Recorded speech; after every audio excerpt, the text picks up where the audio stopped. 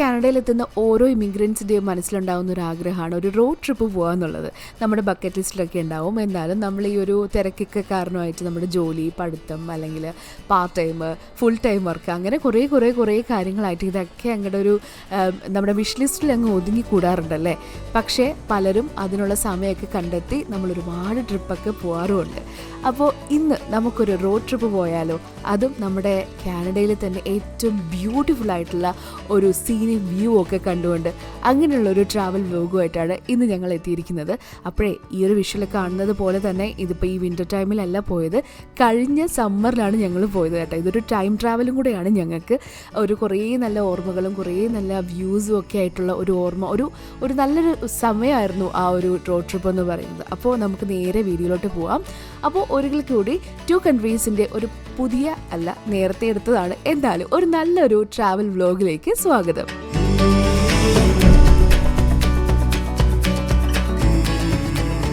ഈ വിഷ്വൽ കാണുമ്പോൾ തന്നെ ഏകദേശം മനസ്സിലാവും ഇതെവിടെയാണ് ഈ സ്ഥലം എന്നല്ലേ. ഇവിടെയുള്ള മിക്കവാറും ആൾക്കാർ നമ്മൾ വീഡിയോസിലൂടെയൊക്കെ കണ്ടിട്ടുള്ള സ്ഥലമായിരിക്കും. നമ്മളിപ്പോൾ നിൽക്കുന്നത് ആൽബർട്ടയിലാണ്, കാൽഗറിയിലാണ്. ഇപ്പോൾ ഒരുപാട് നല്ല മലനിരകളും ഒരുപാട് നല്ല രസമുള്ള കുറേ കാഴ്ചകളും ഒക്കെയാണ് ഈ ഒരു റോഡ് ട്രിപ്പിൽ ഞങ്ങൾ കണ്ടിട്ടുണ്ടായിരുന്നത് കേട്ടോ. ഞങ്ങൾ ടൊറൻറ്റോയിൽ നിന്നും കാൽഗറിയിലോട്ട് ഫ്ലൈറ്റിലാണ് നമ്മൾ ട്രാവൽ ചെയ്തത്. ഒരുപാട് പേര് റോഡ് ട്രിപ്പൊക്കെ ചെയ്ത് വരാറുണ്ട്, കാറിൽ വരാറുണ്ട്. ഏകദേശം ഒരു 30+ അവേഴ്സൊക്കെ വരും. പക്ഷെ നമ്മളിങ്ങനെ റോഡ് ട്രിപ്പ് വന്നാൽ ഇതേപോലെ കുറേ നല്ല വീഡിയോസ് നമുക്ക് സൈഡിലൊക്കെ നിന്ന് എടുക്കാൻ പറ്റുന്ന അത്രയും നല്ല സീനിക് ബ്യൂട്ടി തന്നെയാണ് ഈ റോഡിൻ്റെ ഓരോ സൈഡിലും ഉള്ളത്. അപ്പം ഞങ്ങൾ ടൊറൻറ്റോയിൽ നിന്നും ത്രൂ ഔട്ട് നമ്മൾ കാറിലല്ല വന്നത്. അത്രയും സമയമില്ലാത്തത് കൊണ്ട് തന്നെ ഞങ്ങൾ ഫ്ലൈറ്റിൽ വന്നു. ഏകദേശം ഒരു 4.5 അവേഴ്സോളം നമ്മളെടുത്തു. കാൽഗറിയിലെത്തി. അവിടെ നിന്നൊരു റെൻ്റേ കാർ എടുത്തു. അതൊരു ഏറ്റവും യൂസ്ഫുൾ ആയിട്ടുള്ളൊരു കാര്യം തന്നെയാണ് കേട്ടോ ഈ റെൻ്റേ കാർ. നമുക്ക് നേരത്തെ പറഞ്ഞതുപോലെ തന്നെ എവിടെ വേണമെങ്കിലും നമുക്ക് നിർത്തി, നമ്മളൊരു പാക്കേജ് ആയിട്ടല്ല, നമ്മളല്ലാതെ തന്നെ നമ്മൾ ഇൻഡിവിജ്വൽ നോക്കി ബുക്ക് ചെയ്തിട്ടാണ് വന്നത്. അപ്പോൾ ഈ റെൻ്റേ കാറൊക്കെ എടുത്തിട്ട് നേരെ ഞങ്ങൾ ജാസ്പറിലോട്ടാണ് പോയത്. കാൽഗറിയിൽ ഞങ്ങൾ എത്തിയത് ഒരു നൈറ്റ് ടൈമിലാണ്. നമ്മൾ ഈ കാണുന്ന റോഡിലൂടെയാണ് ഞങ്ങൾ അങ്ങോട്ട് ജാസ്പറിലോട്ട് പോയത്. അപ്പോൾ കുറേ പേര് പോയവർ പറഞ്ഞൊരു എക്സ്പീരിയൻസ് ആയിരുന്നു.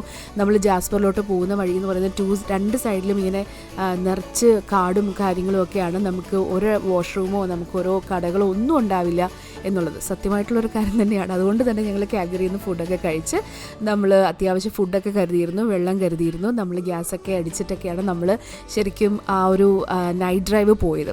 നൈറ്റ് ആയതുകൊണ്ട് തന്നെ പുറത്തെ കാഴ്ചകളൊന്നും ഒരുപാട് കാണാൻ പറ്റില്ല. അതുകൊണ്ടാണ് ഇപ്പോൾ പകലത്തെ കാഴ്ച കാണിക്കുന്നത്.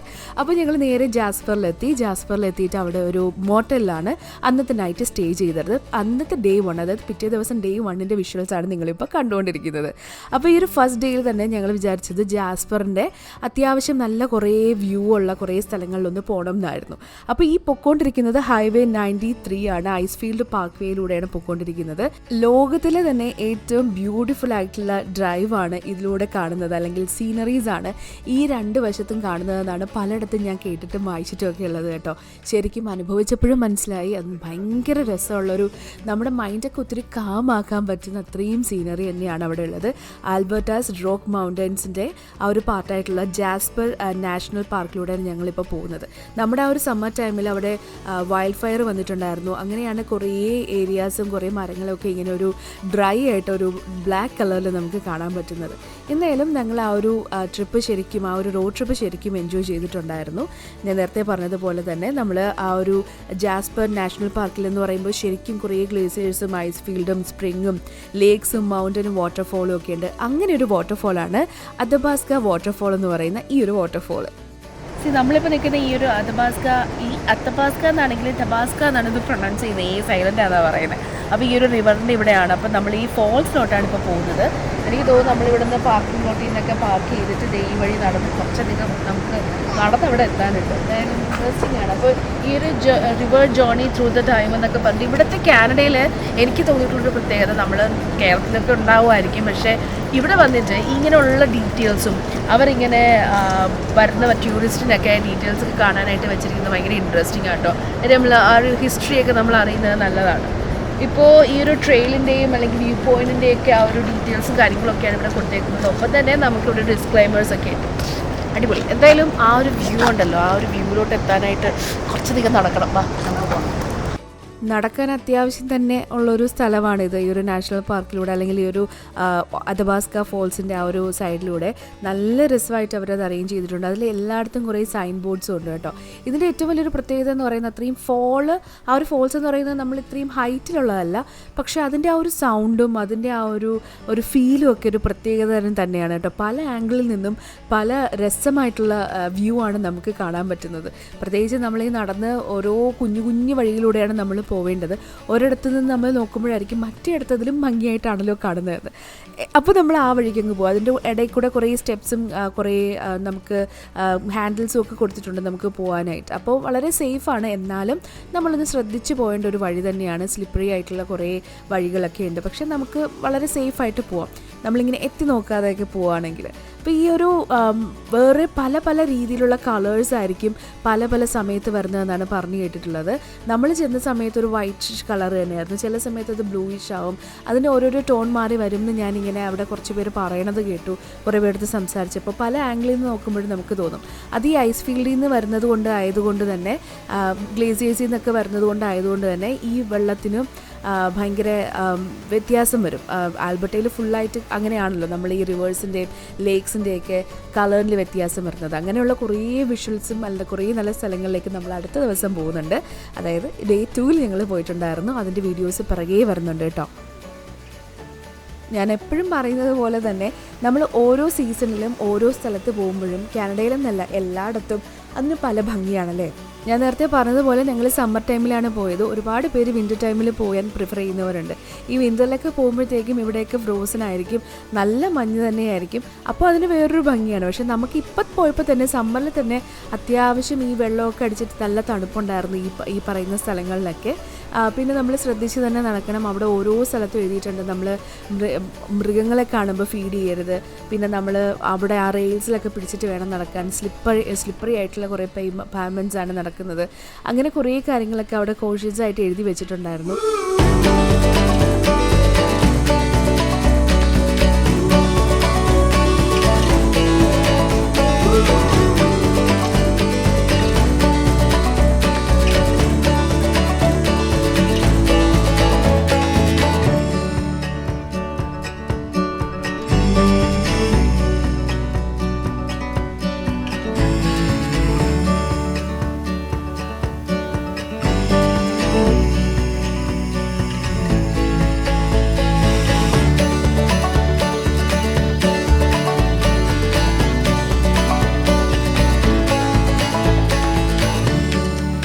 ഫോഴ്സ്ഫുൾ ആയിട്ടുള്ളൊരു വെള്ളം കാണുമ്പോൾ തന്നെ നമുക്ക് അങ്ങോട്ട് എത്തി നോക്കാൻ പോലും തോന്നില്ല. പക്ഷേ നല്ല രസമായിട്ടുള്ള ഒരിക്കലെങ്കിലും നമ്മൾ കണ്ടിരിക്കേണ്ട ഒരു വ്യൂ തന്നെയാണ് ഈ അതബാസ്ക ഫോൾസ് എന്ന് പറയുന്നത്. പ്രത്യേകിച്ചും ജാസ്പറിലൊക്കെ പോകുന്നവർ മസ്റ്റ് വിസിറ്റ് ആയിട്ടുള്ള ഒരു സ്ഥലം തന്നെയാണ്. ഒരുപാട് പേര് അങ്ങോട്ട് പോകാനായിട്ട് തന്നെ പോകുന്നതുകൊണ്ട് നമ്മൾ അവിടെ ചെന്നപ്പോൾ അത്യാവശ്യം തിരക്കുള്ളൊരു സമയമായിരുന്നു.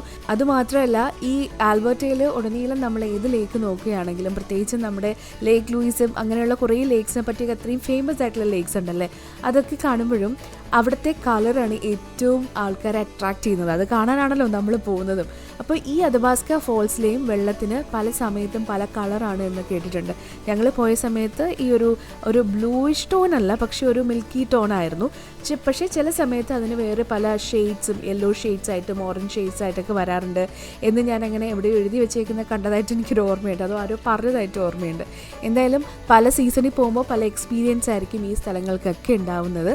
അപ്പോൾ ഇത് നമ്മുടെ ആൽബർട്ടയിൽ കാൽഗറിയിൽ പോകുമ്പോൾ മസ്റ്റ് വിസിറ്റ് ആയിട്ടുള്ള ഒരു സ്പോട്ട് തന്നെയാണ് കേട്ടോ. അങ്ങനെയുള്ള കുറേ നല്ല സ്പോട്ടാണ് ഞങ്ങൾ ഈ ഒരു ട്രിപ്പിൽ കവർ ചെയ്തത്. അപ്പോൾ ഇനി നമ്മുടെ സമ്മറിലാണെങ്കിലും അല്ലെങ്കിൽ ഈ ഒരു വിൻ്റർ ടൈമിലാണെങ്കിലും ഒക്കെ ആൽബർട്ടയിലും കാൽഗറിയിലൊക്കെ പോകാനായിട്ട് ബാൻഫിലും ഒക്കെ പോകാനായിട്ട് ഇങ്ങനെ പ്ലാൻ ചെയ്തിരിക്കുന്നവർക്ക് നല്ലൊരു റെഫറൻസ് തന്നെയായിരിക്കും നമ്മുടെ വീഡിയോ എന്നാണ് ഞങ്ങളുടെ വിശ്വാസം. അപ്പോൾ എന്തായാലും 2 കൺട്രീസിൻ്റെ ഈ ഒരു ട്രാവൽ വ്ലോഗ് സബ്സ്ക്രൈബ് ചെയ്യാൻ മറക്കരുത്. നോട്ടിഫിക്കേഷനും വരികയാണെങ്കിൽ നിങ്ങൾക്ക് അടുത്ത വീഡിയോസൊക്കെ കാണാൻ പറ്റുമല്ലോ. അപ്പോൾ എന്തായാലും പുതിയൊരു വീഡിയോ ആയിട്ട് കാണുന്നത് വരെ tata bye bye, take care.